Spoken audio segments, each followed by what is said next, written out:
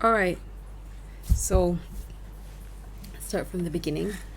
I'm making this video for my future self because I know I'm going to shelve this project soon and I don't want to forget how I did these particular stitches. By the way, can I just say how proud I am?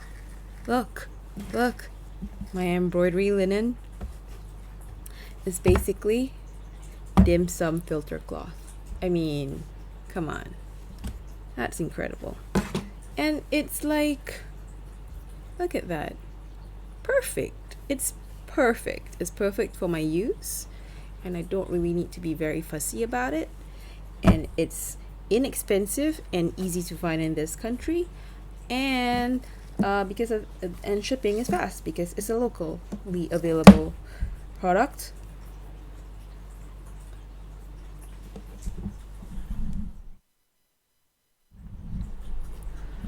Uh-huh. Okay, let me fix the volume levels. So this is, again, like I said, for myself. And this is, by the way, I'm using my own homespun. I'm so happy. Look, that I finally found a reason to use this. I don't know what goes in this yarn anymore. I just basically been using it. I don't really know any. The mix might have angora in it. I can't be sure. I know it's wool. I know it's animal protein. It looks like this simply because I cannot be bothered finishing these particular batches of colors through.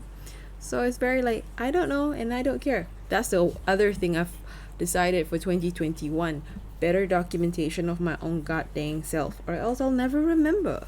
So this particular stitch, like I said, or I might not have or I might not have said, is a stitch I got from a local translation of a book on embroidery stitches. So the names are all naturally in Malay, and I don't naturally know how it's called in English. The first part of it was simple. I think it's a type of velvet stitch, but the next word it was used that they chose to translate it into was very unusual to me. So I'm not so sure. This is basically what happens. This is my testing one, and it's really because while those particular instructions was very clear on how to increase, it wasn't really meant. It was like a fill stitch, so it wasn't really meant to do like shapes and stuff, so it didn't have a decrease, so I had to figure it out myself how to do it uniformly and consistently. And I don't necessarily do that very well, so I'm gonna start from the decrease after this. I'm already at the longest part. I chose to do a 9x9 square. No reason. I could have done a Byzantine stitch by the time I realized I was going to do this, but I hate chevrons. I do like checkerboard pattern if I had to choose. So, here it is. So, as you can see, I hope you can see, yeah, it gives the impression of a evenly woven, yeah, a cloth by the time I'm done, and this is fully filled with stitches. All right, so here we go.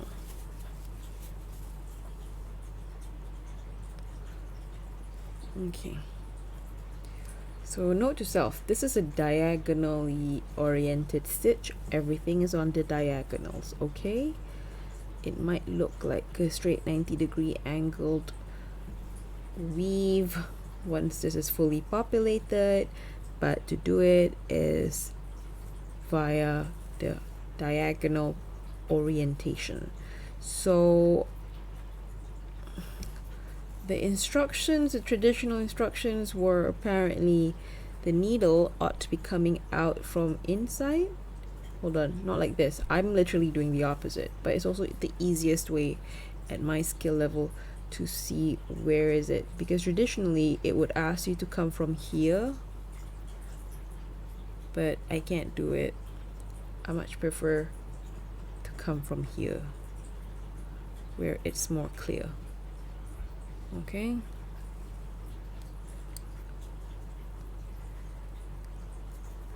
so this is the longest stitch. Oh god,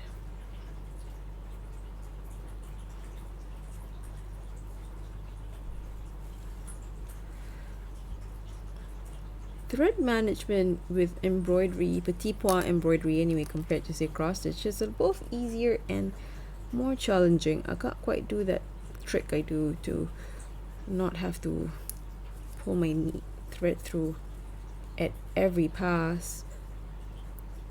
Well, on the other hand, I don't exactly need to like abide by a specific pattern per se. How did I manage to do this? How did I manage to do that? I'm an idiot. Anyway, so that's the thing that happened. I cannot. This is annoying me. We're gonna have to do it, guys. You're gonna get to see this very exciting unknotting. Ooh. Hope everybody is safe. Hope everybody is doing well enough for 2021. It's not even the second week of January and it's already wild. Even for my country, if anybody would like to contribute, there's a lot of fundraisers and voluntary work that's happening right now. We're a country that's very much affected by the monsoon season this year, especially. That's one of my cats. He's just annoyed that his older sister is not bothering with him. So anyway, there's been a lot of floods in at least 4 to 5 states, if I'm not mistaken. And let's see, look at how clearly it is no longer unknotted. Yay. Okay, so that didn't take long. Okay,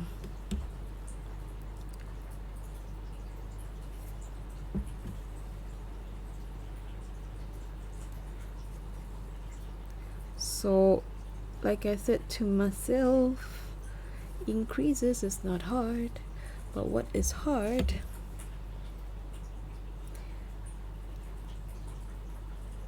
is the decreases, which we are about to start.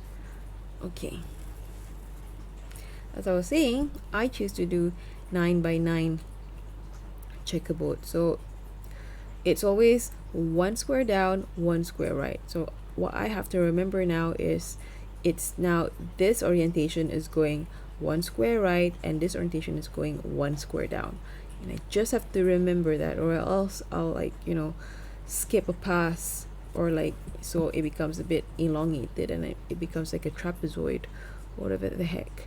So 1 square to the right, and this one is 1 square to the left, and I also help by tracking down the number of posts that I'm wrapping my thread over. So this should be the second post for either of them, for both of them, for both of these corners. That's right. So I do that. So once I'm doing this, I'm going to show how I do it. How do I start the stitch? That shouldn't be hard as well. See, sometimes it's easier to start in per the traditional instructions. So I'm very not bothered. Once you look at the back, it's not that bad actually. Like right now, this is a mess because I had to not join 2 ends together because my yarn ran out. I'm gonna trim it as more of this gets sewn into, but you know, look, it's not too bad. Neat enough. I've seen worse. They're all mine. Okay.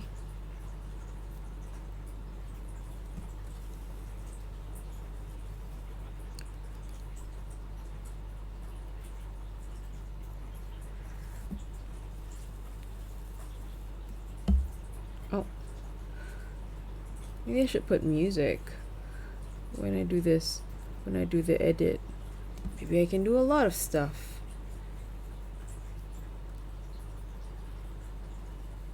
Yeah, I don't know what that means. Me too. Anyway, it's been a wild year and it's only just January. But if you're safe, I hope you continue to be safe. And if you are safe, I hope you continue to be responsible.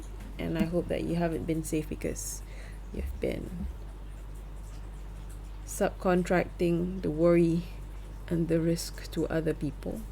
Oh, this is why sometimes it's better when I oriented it straight, then I can really see which of the diagonal direction I need to go into. See, for example, a bit of a mistake there. This went straight instead of diagonally. Should have gone here. It happened, people. It happened. In part because it's kind of hard trying to focus on stitching, talking, recording. How do other people do it? I certainly can't. Look at me right now. I'm struggling, you guys. It's so funny if I'm gonna try and stream it on Twitch or whatever, and it's like, I forgot my login. Be that as it may, that's still important, I guess.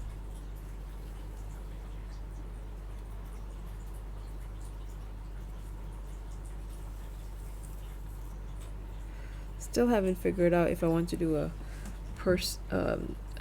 little video layer of my face talking.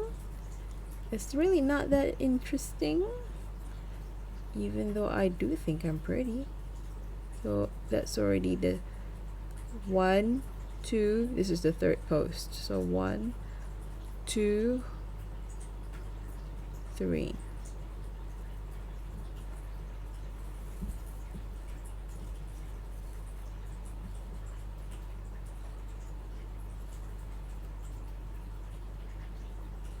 No, wait, hold on. I've gone too far down. That's only the 4th post. So that's the thing, right? About being distracted by the yarn. So 1, 2, 3. No, wait. Where's the 3rd post? That's correct. That's the 1st, 2nd. Yeah. Okay. Don't tell me if that was the exact same square. Oh no.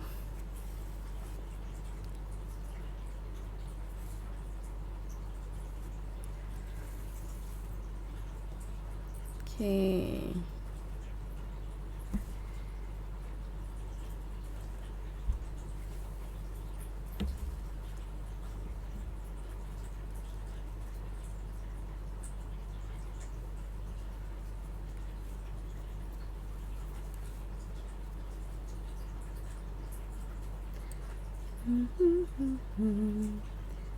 Da, da, da, da, da.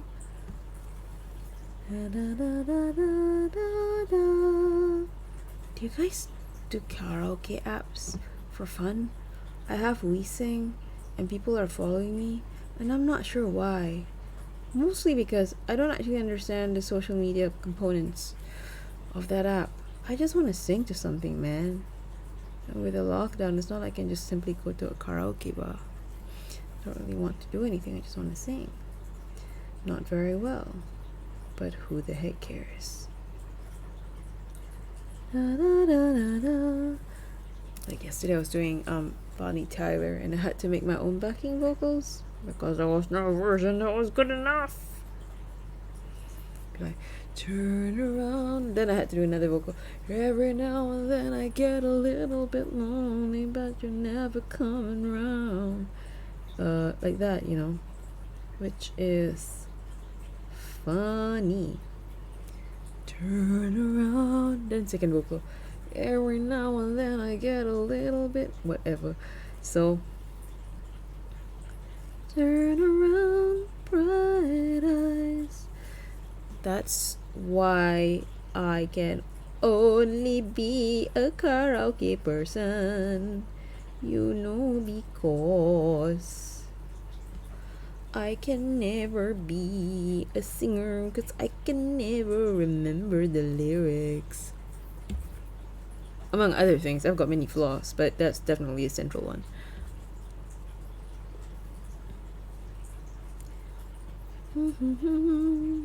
So next square, right?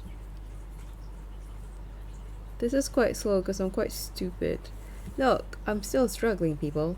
So one of the flaws about having this cheap dim sum cloth is, of course, the weave itself is not reinforced constantly at every stage of the at every beat of the warp, with sizing or whatever. So yeah, the weave does move around, but you just have to be careful and don't worry so much about it.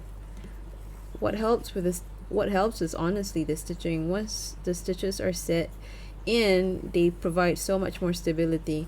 The base fabric, in my case, I really am just using it to get the weave that I need. I was so close. I was like on Shopee and Lazada. So apparently, from what I can understand from the Southeast Asian market vis-a-vis the Chinese OEM manufacturing um, um, market logic. So a lot of cross stitchers, and then talking about this, there's a lot of apparently carpets and rug hobbyists as well. So they sell a lot of carpet mesh if you're into making rugs and tapestry. I'm not like that, but I was this close to getting them. I didn't want to because the weave is too coarse for me, and also it's plastic, which wasn't the backing fabric I wanted for this thing. What is this thing? Well, I don't know yet whether I'm gonna actually sew it into like a piece of cloth or whatever, or actually like every year whenever this monsoon cold season starts, I keep thinking to myself, I should make a blanket. So I'm thinking maybe I should make a blanket or whatever the heck I'm gonna do. Maybe a nice shawl. Jeez, I don't know. Even staying home and barely interacting with air conditioning is so challenging to me. So this is the thread that I was using, that I was joining together. So I guess, and as I'm sewing it, it gets more embedded in the sewing, and then I can trim the tails.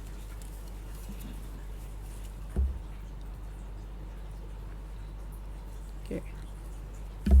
So yes.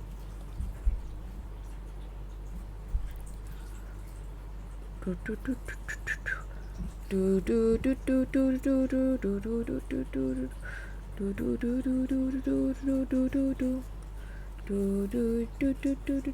was so funny because like usually around this, whenever I do crafts, I actually do a lot of video essays. I am barely in the process of making my own content. I'm just like consuming other people's content.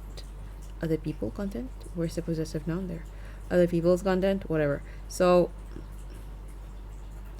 like, as I'm sure it's with many people, I have been obsessed with vaccine stuff and also immunology stuff. Like, I only have like secondary school level biology, but yeah, my parents used to be like, oh, you can be such a good doctor, in part because, well, was it a reflection of my intellectual prowess? No, it was really because, well, that'll make you a civil servant. That'll make you a civil servant, and civil servants and your closest family members will get a slightly better treatment at public hospitals.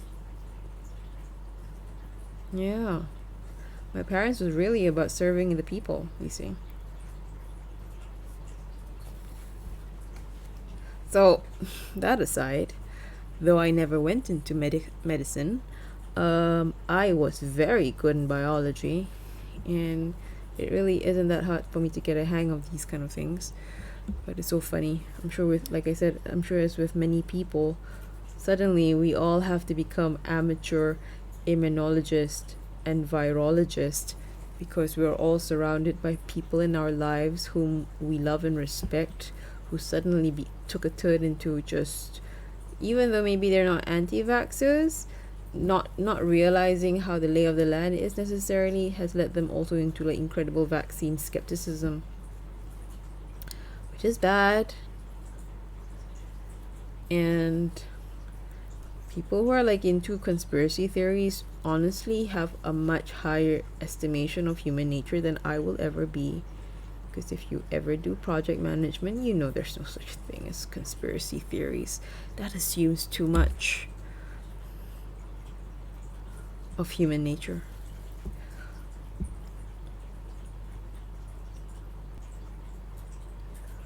But the other thing is like, you can be pro-vaccine and also be, against the unethical workings of pharmaceutical companies. It's not like I didn't read like stuff like, what happened with the Oxycontin uh, epidemic that's facing North America, especially America.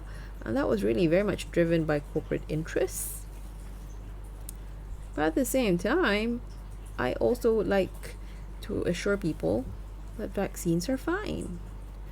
But they'll be like, well, it's going too fast. And I guess that's also the other thing. If you kind of know how people in public medicine have had to, really, really work themselves down to the bone and making do and stuff like that. And like, no, just if I don't think many people really truly understand how much vaccine development for a long time, and will probably revert to norm once this is over, is driven very much by money and the availability of it. Even if you're on a public grant, public grants are so competitive. And okay, so maybe you'd work for a corporation like Pfizer, like what happened with the story of this mRNA vaccine in a typical time period. There were reason why they never really properly pursued it, because face the facts, coronaviruses was a family of diseases that only seemed to affect countries outside of Europe and North America. Look at SARS-CoV-1, and the SARS from Middle East was also known as MERS. So I finished this square. So just to my future self, this is how I start, okay? It's basically making a cross stitch and then building it diagonally. That part is very easy for you. You will have a lot of automatic understanding on what to do next. So you can be like a skeptic and a cynic about how the government and basically how modern capitalism has impacted public health. But I would have thought with that understanding, you'd also then understand what a miracle the current vaccine development cycle has been. And it should instead throw into relief how little supported our public health workers have been, instead of falling into the trap of conspiracy theory about people are not taking sufficient safety preparation or data, or you name it.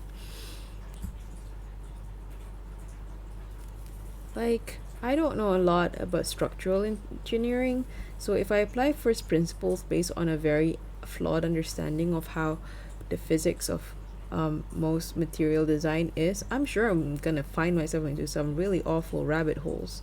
And I do wonder if part of the reason why I'm able to kind of like have the ability to take a step back and realize, okay, I might not know the lay of the land, and before I come up with my own intellectual hot take just because I know that I'm clever usually, let's find out what the sector and the field is like, and then see whether I've probably missed out a key part of my understanding on how they've been having to work in this. Because and I'm probably much more cognizant of that particular mental flaw, because I'm also interested in history of philosophy and such, and science and such, and I have seen what happens when the sciences and the philosophy discipline diverged, and what was originally almost like overlapping disciplines, as they each pursue their specializations, you'll get like, astrophysicists giving the dumbest opinions regarding certain branches of philosophy, and philosophers just being completely embarrassing and not knowing that they were being embarrassing, and part of that embarrassment is basically because they have no idea that their scientific understanding, especially if it's from like secondary school or high school, is so incredibly simplified and outdated and just not fit for analysis if you don't know anything about the field. It's not like the esoteric occult law stuff or whatever, We're at least talking about a set of disciplines that is at least quantifiable, and not just like, talking about that. Even those who are taking medicine might also fall into that same flaw.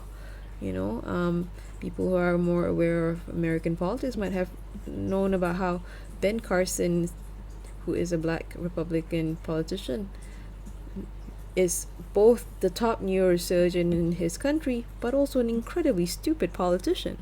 Just because you're smart in one thing doesn't mean you're smart in another thing.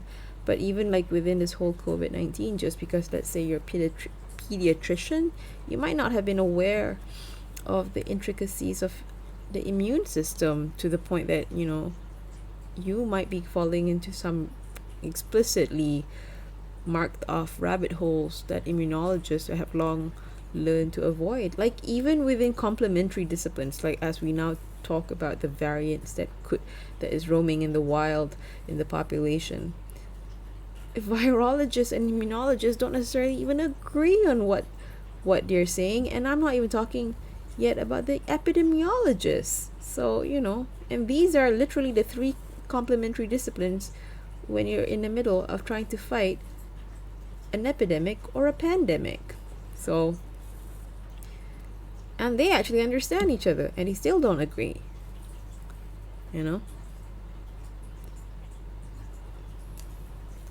So as you can see, increasing is very easy for you. It's the decreasing that's going to kick your butt, and I hope you'll remember that this video is available. Okay, so I guess I'll just end it here as we get to the last bit of this row. All right, that's it. Good night, everybody, especially myself.